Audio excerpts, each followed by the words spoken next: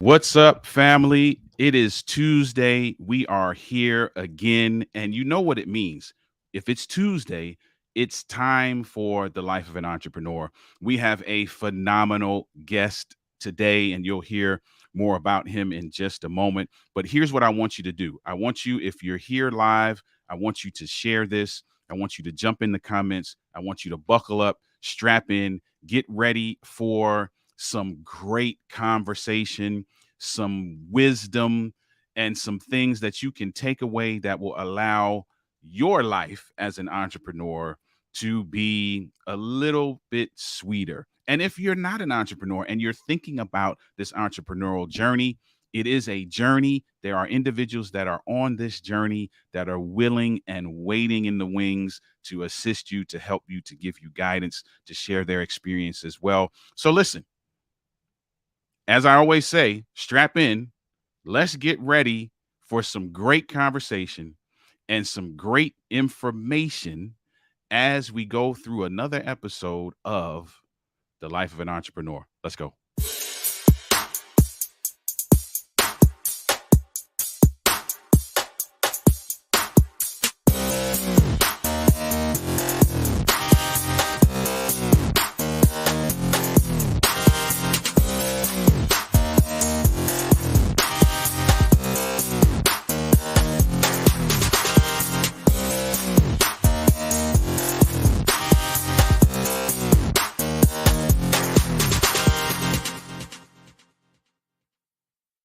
Yes, indeed. Yes, indeed. It is the life of an entrepreneur where we talk to entrepreneurs from all over the globe. They share their journey, they share insights, and we walk away from these conversations charged and empowered to do more on our journey as an entrepreneur. I'm your host, Oliver Marcel. I am an author, speaker, and coach in the relationship building and men's empowerment spaces, with the goal being to do what's on my t-shirt.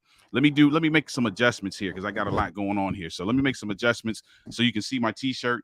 My t-shirt says 2020 before hindsight. Listen, there are so many things that I've learned in hindsight.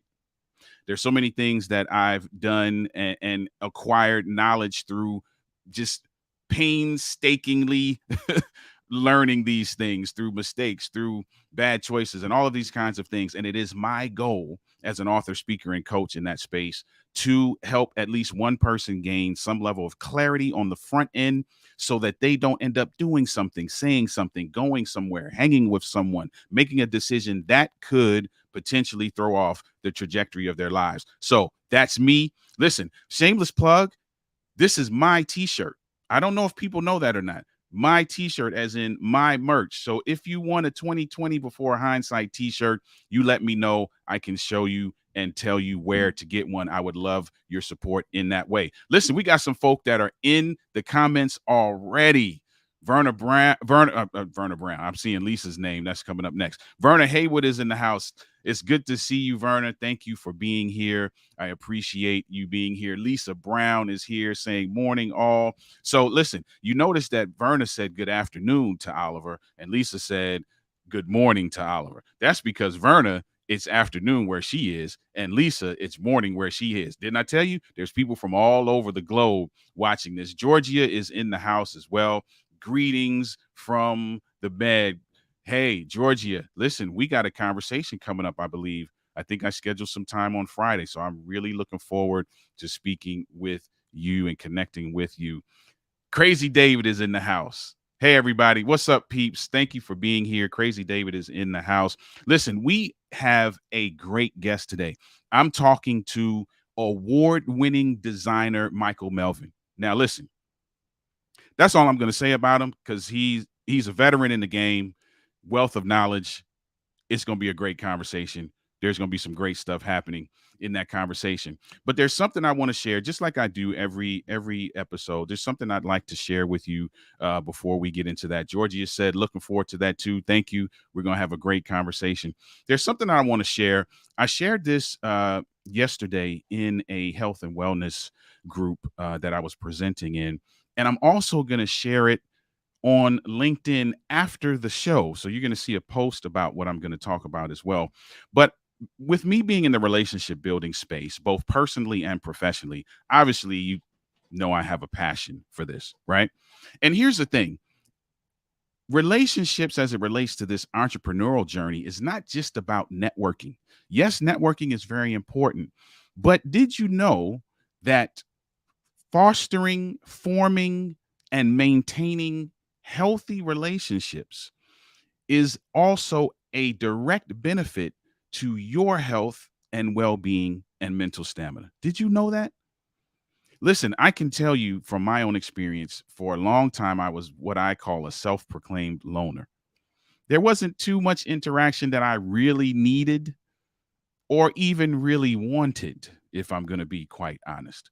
But here's the thing, as I got older, I began to realize that void there was a void. As I walked through this journey of life and then getting into entrepreneurship, there was something missing. And the thing that I realized was missing was that I was not fostering and maintaining relationships. There were transactional types of relationships where, hey, listen, this is what you need from me. And once you get it, you throw me to the curb, or, and those kinds of conversations happen and relationships happen all through my life. But there's three main benefits. Well, not main, but there's three benefits I want to share because I don't want to take up too much time because we got to get the great Melvin in here to talk. But there's three benefits I want to share with you that are related to relationships, the alignment between healthy relationships, fostering and maintaining them, and your mental health and well-being. Here's the first thing. It reduces stress. It reduces stress. So here's the thing. If we have a support system, if I have someone to lean on and you can lean on me, this entrepreneurial journey, the life of an entrepreneur is not all a bed of roses, as some may think. I know you see all these, these posts about people standing next to, Rolls Royces and private jets and all that kind of stuff, but that's not everybody's testimony. So listen, in those times where you are not really things are not really going the way you want them to, or the creativity is not really there, or whatever's going on with you, the challenges or pain points that you have, imagine having a support system around you that actually cares about you. Imagine having a group of individuals that actually are waiting in the wings to be who you need them to be. Now, let's talk about that for a second before I go to the other two things. This episode, as all the episodes are, is sponsored by Love Entrepreneurs. And Love Entrepreneurs is a business fellowship of individuals, and that their whole purpose and goal is to help ordinary people build extraordinary businesses. So, and here you can foster those kinds of relationships that not only benefit you in your business journey, but also benefit you in your life's journey. They allow you to gain a level of support that you need. They allow you to gain a level of camaraderie that you need. They allow you to have a system that you can lean on during stressful times, during tough times. And here's the crazy thing. It can actually boost your cardiovascular health and your immune system to be amongst people and foster those kinds of relationships. So that's number one. Stress helps to relieve stress. Number two is that it helps to give a sense of belonging and purpose. Belonging and purpose. Who doesn't want to belong? Who doesn't want to belong? Georgia said team equals accountability, support, and ideas. And that is absolutely correct. Sharing and caring. That's what it's all about. So now, first thing is we're relieving stress. We're feeling better about each other, about ourselves. Our cardiovascular health is better. Our immune system is better. And now we're feeling a sense of belonging, a sense of purpose. I know what my purpose is. My purpose is what I told you on my t-shirt, to help people gain clarity, build the relationships of their dreams, both personally and professionally. And when I'm around a group of people and I'm fostering healthy, intentional relationships that aren't transactional and aren't about what I can get from you and what you can get from me, I feel that sense of belonging. That sense of belonging helps to fuel my purpose. It's almost like you have a car, but in order for that car to move, you either got to plug it in if it's an EV, or you got to put gas in it. It has to be fueled by something. And having these relationships Fostering these healthy relationships helps to fuel your purpose. So that's number 2. Number 1, stress relief. Number 2, sense of belonging and purpose. And number 3, there's actually strength in numbers. It helps to build positive behaviors and reinforce positive behaviors. I was telling the group, and many of you have probably heard this saying that says you are the average of the 5 people that you associate with the most. Think about that for a second. Think about the things that you're doing in life, the behaviors, the habits, the systems that you have in place. And can you align those to either the people that are around you or the fact that you don't have anybody around you? So listen, I'm not going to take up too much time, but I really wanted to say that relationships matter. Your wellness matters. Your health matters. Your mental stamina matters. And a way that you can increase and boost in all of those areas is to foster and maintain and be intentional about relationships. So go forth and be great. Find relationships that you can be a part of. And listen, like I said, this is sponsored by Love Entrepreneurs. And if you're looking for a place where you can foster those kinds of relationships, look no further than Love Entrepreneurs, which is a group of individuals, a group of business owners, a group of entrepreneurs, a group of service-minded people that are willing and waiting to help ordinary people build extraordinary businesses. That's the website down below. If you want more information about that and their signature dish called the Big Fix, which we're going to talk about a little later on in the show, make sure that you reach out to me. And some of the folk that are in the comments as well are also a part of this great establishment. All right. So without further ado, listen, I told you we got a great guy. We got a great guy coming in. His name is Michael Melvin. He is an award-winning creative, award-winning designer, and we're going to hear some of his story. So listen, without further ado, Michael Melvin is in the house. Welcome. Thank you. Good afternoon, everyone. Good morning, good evening. Lovely to be here. Hey, listen, it's a pleasure to have you with us, and we got some folk in the comments. Carol is here. What's up, Carol? Listen, Carol, I owe you something. I know I do. I'm delinquent. My bad. I'm going to get with you, Carol. Lisa Brown says, interesting, average of 5. Yes, and that's something that I heard often. You're the average of the 5 people you associate with the most, and that is sobering if you're not hanging around with the right folks, right? So listen, speaking of right folks, this good brother right here is one of the right folks. So listen, Michael, let's jump right into the conversation, man. What I love to hear from our guests often is the journey. Now, the thing that distinguishes you, and I'm trying to think about the guests that we've had so far. I think I'm correct when I say this. The thing that distinguishes you is that you got some skin in the game. Like you've been in this for a minute. You are a veteran, if you will. And I love talking to individuals who have that level of experience because the journey, you're further down the journey, down the road than I am. And so being able to sit at the feet of individuals who have gone through certain things, man, is such a welcoming experience, man. So let's talk about, I'm gonna make you reminisce for a second. I can remember back. Yeah. Those days.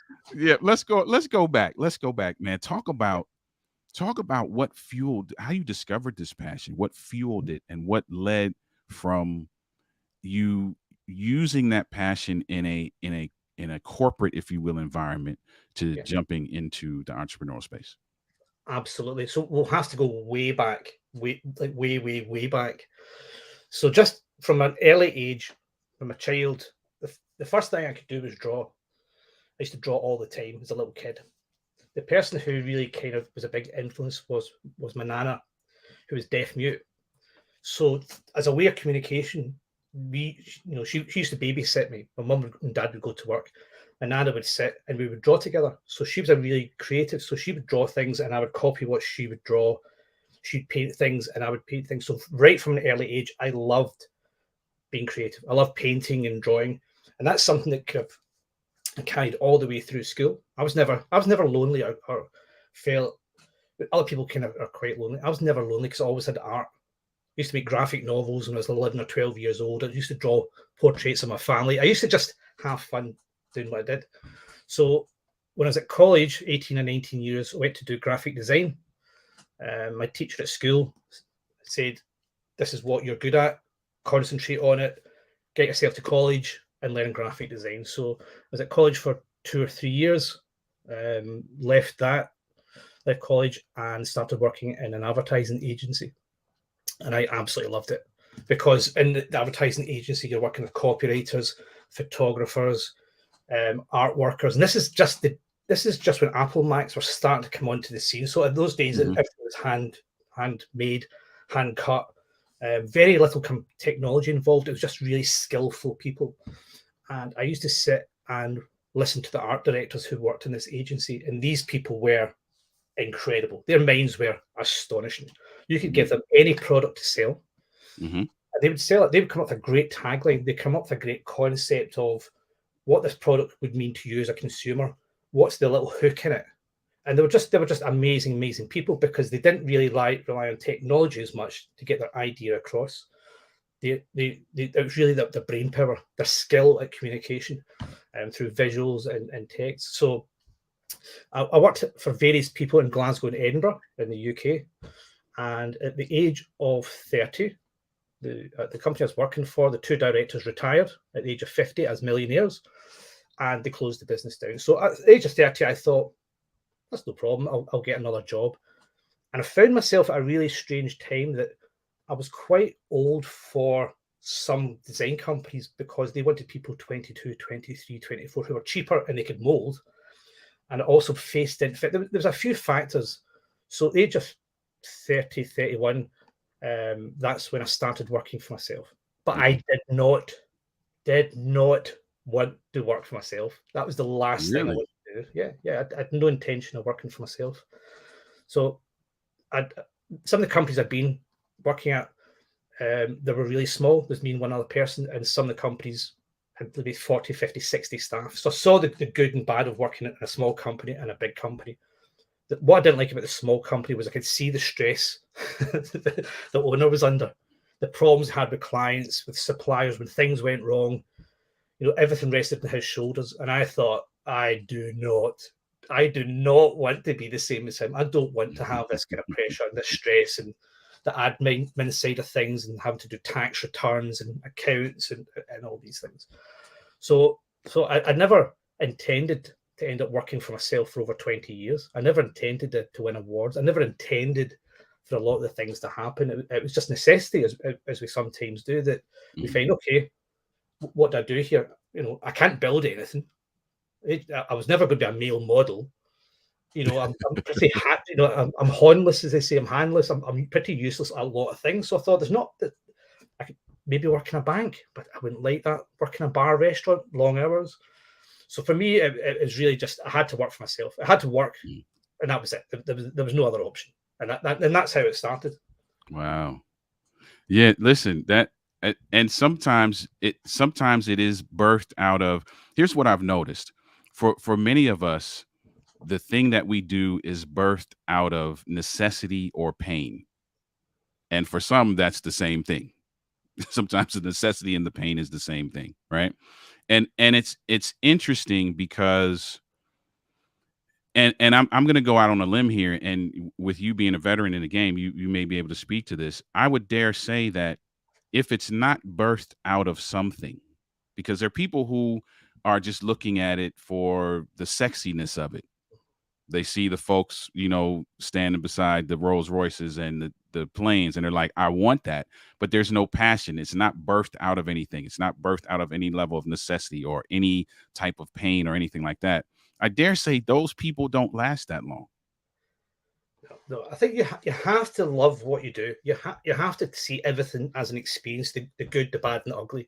You have to take all that on board and try and be the best you can for yourself and for your clients and for the business.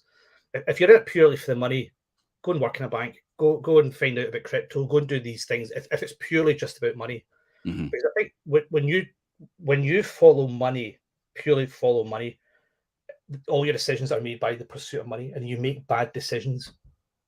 So if you're running a creative agency everything is, and it's just money you want, all your decisions are going to be pushed by money, not by creativity, not by trying to produce something that's incredible and works for the client. You're going to be thinking, how much can I get out of this? What's the value to this? And I've never been, we all have to make money. Having money is great. I have no problems with it. But it's never been the number one thing that I've gone for. I've always gone for what can I do creatively that keeps me happy, keeps me nourished, and the money follows because people recognize what you do. They like what you do. They appreciate the time and effort you put in. You bring something new to, and then they want to pay you. So I met somebody years ago who worked in the creative industry, and we were talking about our motivations. And I'd said, this is before I started working for myself. I say, I just want to create great work. I just want to produce stuff so that at the end of the day, I can go, I've done a good job. I've used my talents. I've used the skills. I said, and what about you? And he went, I just want to be a millionaire. I was like, any particular? No, I just want to be a millionaire. Just want to be a millionaire. I'm in the creative industry. Now, I've not heard of him for since 25 years ago, 30 years ago. I don't think he made it unless he's become so super rich. He's at a level we don't know. But if it's money, clients see through money. Clients see through if that's it, and you won't last long if it's purely about money. Man, listen, for those of you who are listening, for those of you who are in the entrepreneurial space or maybe thinking about this space, that is a major key that was just shared by Mr. Melvin here.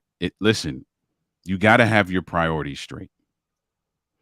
And I dare say that it has to be more about passion and purpose than anything else. Now, here's what I'm not going to say, because you have some folk who are like, I don't care about the money. And listen, I'm not going to dispute that. However, we need the money to keep going. So let's be clear about that. Nobody's telling you to hate the money and to, never take the money. That's not what we're saying. But in order for, and Lisa said passion sustains you in the comments earlier, in order for there to be, we're talking about the life of an entrepreneur, right? And I say this quite often, it's a journey. And in order for the journey to be sustained in a way that allows you to move forward and to get some level of enjoyment out of it, it's got to be about the passion and the purpose. And that's what I'm hearing you say, Michael. And I love that. And for those of you that are listening, that is something that you really have to dig and look within yourself and be like, hey, listen, what is the passion? What is the purpose? I tell everybody, shameless plug, I wrote a book entitled The Overcoming the Man Laws for the man who wants to be his best despite what he was taught. And in that, I tell everyone, you have a purpose, you have a passion, and you have a path. And it is discoverable with a little persistence. And often, if the persistence is just about getting the bag, you tend to overlook the passion and the purpose. And it also skews the path to some degree. So I love that you said that, man. Thank you for sharing that. So listen, let's fast forward, right? You are an award-winning creative. You're an award-winning designer. For us that may not be that well versed in the design space, for those of us like me who are tinkering around on Canva and those kinds of things, talk about the necessity of having someone who of your caliber to be a part of the business creation, branding, and marketing side of things. Talk about the importance of that.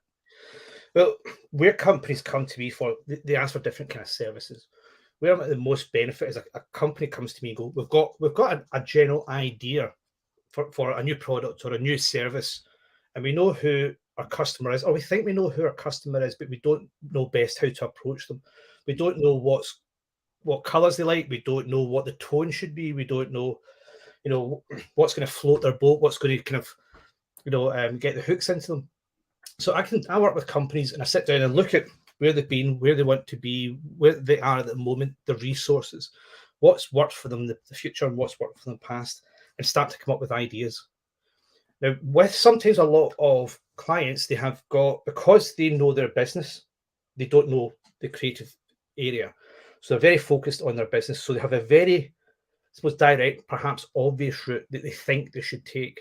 The beautiful thing about creativity is thinking out of the box, thinking different routes, different approaches, different ways to communicate with your audience. Most clients don't have that because that's not their speciality. Their speciality is they're a food producer, they're a coach, they own restaurants, whatever it is they do, that is their profession. They're the experts. So I work with kind of customer, and I'll try and find a different route for them, a different way of thinking. I'll come up with the idea. I'll talk with them, explain what it's about. And sometimes when you start looking at the company, you tie in other parts of their business. So the clients can be quite linear. People can be quite linear. This is what I want to achieve. Mm-hmm. There's other parts of their business as well that's still floating about that that they're maybe not using to the best advantage. So I can look at them and go, okay, well, let's create a message here. Let's do a poster campaign. Let's do a viral ad. Let's do something that pulls in what you're trying to do, but also has a secondary message for all the other things that you do. So I try and work with kind of clients as much as possible, really, to kind of bring a different dimension to what they're trying to achieve, make it more interesting for a consumer, make it more subtle or clever, or just flesh it out so that the ideas have a bit more of a kind of a bit more life to them, a bit more spark. So that's really what I kind of do, and it's a difficult one because it's quantifiable. If I can show you something, but a lot of the time it's come up with ideas and then putting it into practice, and then you look back and see the results, and then their sales got 15%, 20%. On other parts of the company which were dormant, suddenly there's a little bit of life in the other parts of the company because people have found them through the primary advertising. And so that's what I try and do. It's just really kind of, I don't know, I'm the connector between the client and the audience. That's good too. And I love that you mentioned that it's quantifiable, right? Because often when we want to move the needle in our business and don't often know what it takes to move the needle. And then having somebody like you that can come in and see it from the 50,000-foot view, if you will, as opposed to me being in nose deep into everything. I'm missing some things. You are able to see the 50,000-foot view, bring it all together in a way that allows the needle to be moved, which is proof that what you're doing is important and necessary. So I love that. I love that. And it's quantifiable. And listen, guys, this is not just a designer. So trust me, he knows what he's talking about. This is a designer who has won awards for his ability to see the 50,000-foot view and craft something that helps to move the needle, right? And so we're talking to somebody that is a veteran in the game, is award winning, and knows what he's doing. And we're going to talk about coming down to the end how you can get in touch with him so that you can then begin to experience this as well for yourself and your business. Georgia in the comments says brainstorming from an expert and experienced person in your field. Indeed, that is necessary. If you're trying to move the needle, that is necessary. And that's part of the relationships that we build, right? So you want to build relationships with individuals that you can learn from, that you can grow from. I say this is I dare say I believe I coined this phrase, but I always talk to people about shadowing their future. And it's important to be around some folk who are further down the journey than you are, and that they can allow you to do a couple of things. They can allow you to observe, number one. They can allow you to train, whatever train may mean, get your hands wet, your feet wet, and then set you up to be able to execute and then be willing to provide feedback. Now, listen, there is a group of individuals who will allow you to do all of those things. All of those things. And that group of individuals is the Love Entrepreneurs Group, which sponsors this show and is a group of individuals who are dedicated to helping ordinary people build extraordinary businesses. Listen, their signature dish is something called the Big Fix.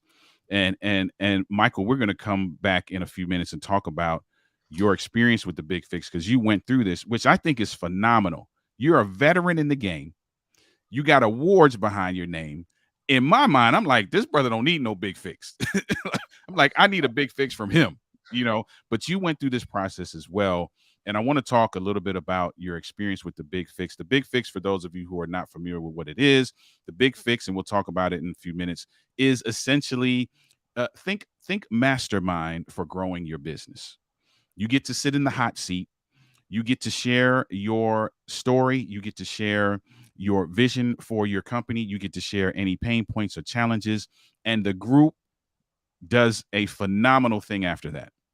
They ask you questions and then they pour into you ideas, suggestions from their experience, from their expertise that can help to expand your perspective around your business, give you new ideas, give you new vision, give you fuel your passion, if you will, from the relationships that are created in that space. And so, Michael, we're going to come back in just a minute. I'm going to play a short promo from actually one of our folks that's in the comments right now, good friend Lisa Brown. We're going to play a promo from her. And then after that promo, Michael, I want to come back and talk about your experience with the Big Fix. And then we got some other stuff I want to ask you as well. All right. So we'll be right back in just a moment. My name is Lisa Brown. I am the Managing Director of Solutions via Carulian LLC. And I just had my Big Fix. And it was a great experience. There was a lot of great advice, information. It's been a long time since I've been in a brainstorming session like this, and I enjoyed myself. And I would implore you to come and try and get some insight from really great professionals who have a vast knowledge of different information and knowledge that can really help you in your business. So I highly recommend it. I enjoyed it, and I think I made some new friends. Shout out to Lisa Brown. Lisa Brown is in the comments. Lisa Brown is a phenomenal individual. You need to get to know Lisa Brown. So listen, real quick and simple call to action. If you are interested in expanding your perspective around your business, if you are interested in getting around some folk who will pour ideas into you, if you are interested in getting a report of all of those ideas so that you can then begin to implement, you need to do a Big Fix. Now, I can hear everyone in the comments saying, what's the catch? Guess what? There is none. If you want to do a Big Fix, you simply only have to reach out to me and tell me that you want to do a Big Fix. That's it. That's it. You have nothing to lose and everything to gain. So listen, if you want to do a Big Fix, reach out to me and I will help to make that happen. Crazy David is in the comments. In my opinion, everyone who is serious about their business should place themselves in the hot seat to do a Big Fix. I love it. Crazy David is in the house. Crazy David has done one. He is also very instrumental in helping to expand the perspectives of others who do the Big Fix. He is a part of that process. Listen, and it's free, Crazy David said. And it's free. So, Michael, listen, you did a Big Fix. Yes. I would love to know your perspective, because your perspective, I would imagine, would be quite different than my perspective, because I'm newer in this journey than you are. So a veteran, an award-winning individual, talk about your experience from your perspective. Well, first off, I was a bit terrified. Well, I'll be honest. I've had different situations over the years where you're thrown into boardroom meetings unexpectedly, and you right, I'll go on with it. I had no idea what to expect from the hot seat, which was actually a really, really good thing. I think that the hot seat for me, I won't give away too many details because I think people have to experience it. They have to go in there and they have to have an open mind to what's going on. And it wasn't terrifying. It was very revealing. So for me, even though I've been in the industry for over 30 years, I've had my business for 20 years. You don't know everything. You really don't know everything. It's great to have a group of people around you who ask you questions. They drill into your business, want to find out what motivates you, where you want to be, all based on what I wanted to get from it. So these were all responses from what I wanted to get from it. And it's incredible that you take lots of different people, you give them the same question, you get lots of different answers. And it's really really interesting. So for me, the experience was I had some phenomenal responses, some really clever, and I think I'm a clever guy. I talk to clever people. I've got clever people around me all the time. In this group, for what was an hour, even slightly less than that, over the 2 days, there's the ideas I had to solve the problem that I had were incredible. Some were okay. I thought, well, I thought that hadn't, no, it doesn't quite work for me. But there are other ones when the conversation opened up that I was sitting afterwards, kind of going, "What happened there?" This was really brainstorming at quite a high level. This was people with actual different experience, kind of saying to you, "This is what I've tried, and this is what works." So you get a lot out of it. What you put into it, you get out of it. You get a lot of kind of people who are interested in what you do, telling you fantastic things, not telling you what to do, just giving you experience of things or suggestions or things like that. That I thought was great. Now, for me, the great benefit of it was later on. There's some obvious things. My mind works like a snow globe. You shake a snow globe, and you've got all these things that the snow, and then it starts to settle down, and you see a picture. That's how my mind works. So afterwards, I was like, "There's a lot to take in." But after a while, you start to see the things that kind of settle down, and you start to see a picture of where you could be, and how you can shape your business, and how to do that. And that was pretty amazing. That's pretty amazing stuff, because it's not coming from a book where you're learning from somebody else's experience as such. It's interactive. People are telling you. So I absolutely loved it. I thought it was amazing. And it's the first one I've ever done. And I would recommend anybody. Doesn't matter where you are. You've had a business for a year, 10 years, 20 years, 30 years. It's good to have that kind of focus on your business and the issues that you might be having, because we all do. We all have problems in our business or things we can't quite achieve. And it's great to have a group of people there to kind of to give you an idea of how your business could be. Yeah, and I love that you said that too, because listen, the big fix works for anybody. So there are individuals who watch the replays sometimes of these shows, and they're looking to get into the entrepreneurial space. They're about to make that leap. So listen, the big fix works for the person who is thinking about starting a business, all the way to the person who is been in business so long that they're considering selling the business. It works for everybody and anybody in between. And so I love that you brought that out. Crazy David said, where else can you get an experienced group of business owners, provide you with a SWOT analysis and a helicopter view of progressing your business? So, like I said, listen, guys, if you want to experience this, it is free. You can reach out. You see Crazy David in the comments. You can reach out to Crazy David. You saw Lisa Brown in the comments, and she was the promo. You can reach out to Lisa Brown. You can reach out to Mr. Michael Melvin. You can reach out to myself. We will get you in there. Listen, I'll even say this. Don't be in the hot seat for the first time. Come be a part of the experience. Share your expertise with the person who's in the hot seat. Get a sense of what the experience is, serve in that way, and then you can get in the hot seat yourself as well. So that's the big fix. It is a Love Entrepreneurs signature dish, if you will, and we would love everybody to experience that. Georgia said we are all looking for what else, what's next, and how to make it happen. Oh yeah, indeed. Georgia, we got to get you in one of those too. Come hang out with us. I'll talk to you about it when we talk this week. So Michael, I want to ask you this because you're a little bit further along. I kind of want to get one or two questions out of you before we wrap up. One thing, and this is kind of a selfish question for me, as you begin to see your business grow and you begin to understand or recognize that you got a lot of hats and one head. What was the transition like for you? What was the breaking, quote unquote, point in your business that caused you to know that you needed some team around you? And then what was the process of getting that team? Like, what did you have to go through? Well, the first thing is, when you do any business or when you start working in business, you do everything. When it gets busier, there's things I really hate. There's things, accounts I hate. There's other admin I hate. There's things that I really, really didn't enjoy doing. And so I love designing. I absolutely love it. I love designing a logo, designing a website, whatever it is. But the negative things in the business were things like the accounts, admin, things like that. That I thought, oh God, I've got to do that today. I've got to do it, and it was just bringing me down, and it was affecting the business and the design because I had this on the back of my mind that I had to do things I don't like in business.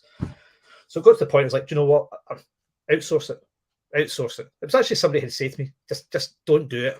Outsource it. And I was going, but it'll cost me money to outsource it. And they said, but the time it frees up means that you can then look for clients and then you can bring in more work and do more work.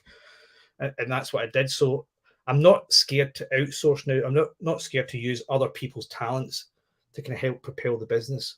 And that's why I took on a member of staff, and I've taken on members of staff, and I work kind of with freelancers. I'm not scared to go, okay, how what am I lacking? What can I do? What can I do better? What can somebody else do better than I can do? And I through networking and meeting people, I bring in a team that I think works with me, and we've got we've got the right vision ahead of us. We know what we want to do, and that makes things so much easier. Just see the rubbish, the things you don't want to do, don't do it. Get somebody else who likes that kind of thing, and pass it over to them to do it. I love it. And Georgia agrees in the comments. Delegate what you don't excel in. Listen, man, this was a great time. It went by a lot more quicker than I anticipated it going by. There's so much more that I'd love to talk to you about. We may have to do a part 2 to this. But listen, before I let you go and you tell us how we can get a hold of you, I want you to give 2 quick pieces of advice. One to folk who are thinking about making the leap into entrepreneurship. And then the other piece of advice for individuals that are specifically in the design industry, like you are, just a piece of advice that can help fuel their passion. Yeah. Well, I think that for the entrepreneurs, you already said it, is surround yourself with people who are excellent at what they do. You learn from these people. All the opportunities I've had in the past few years, or the things that I've seen, I think, oh, I can start a new business in that area.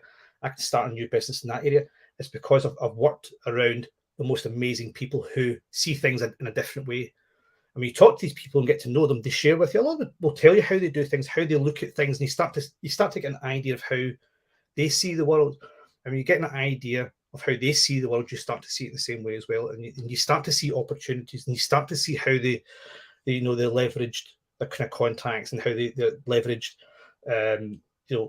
the connections to get where they want to be. So I always think that it's get people around you who are really good. Mm-hmm. That is the secret. Talk to people. For people who want to get into the creative world and the creative sphere, I've always said this: talk to people, older people. If you're 20 years old and you're at college, talk to folk in their 50s and their 60s who are graphic designers or advertising guys or in the creative field, because they will have done every single thing before you. The technology is different, but the idea is the same. The process is always the same. How you deliver that, Apple Macs and software and Canva and things like that, that's all different. That all changes.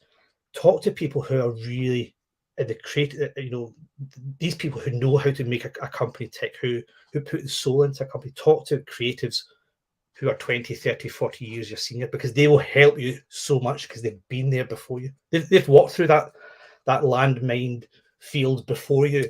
They've hit every bump in the road and they've made every mistake. Talk to them. That's how and then you'll learn something from them. Again, how they look at the world, how they experience the world, and pick it up and trying to distill what they tell you.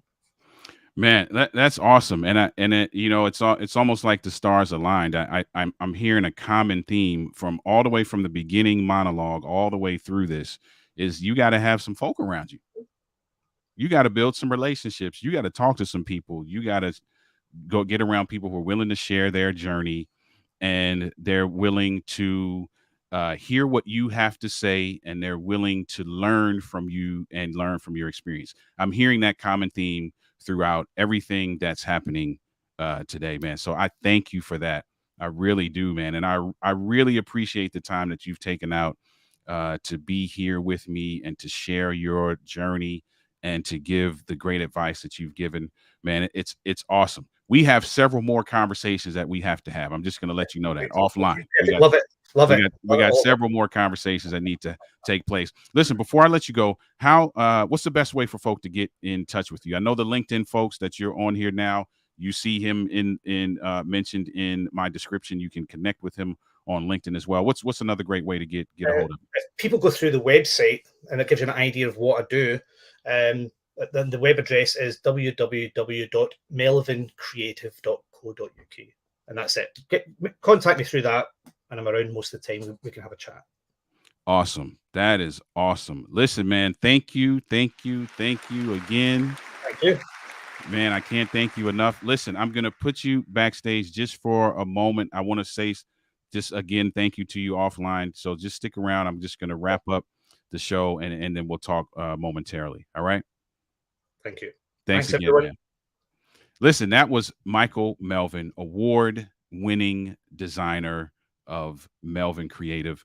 You need to get in contact with him. And listen, you heard the underlying theme throughout this, right? What I love about the opportunity to talk to Melvin is that he is further along down the road than I am in my experience. And so I get an opportunity now to shadow my future. What does it look like to be 20 years in the game?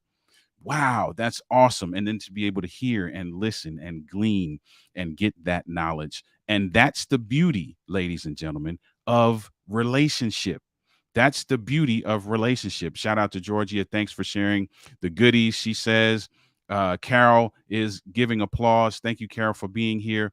That's the beauty of relationships. So tying it all the way back to the beginning, there are some definite business benefits to relationship building. There are some definite health and wellness and mental stamina benefits to building relationships.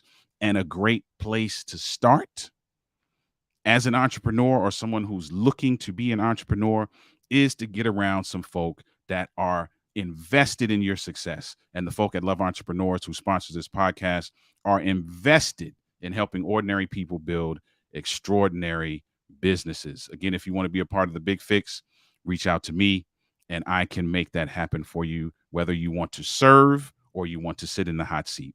Listen, that's another episode of The Life of an Entrepreneur.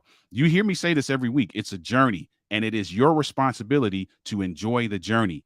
And enjoying the journey can be influenced and impacted by the relationships that you build and maintain.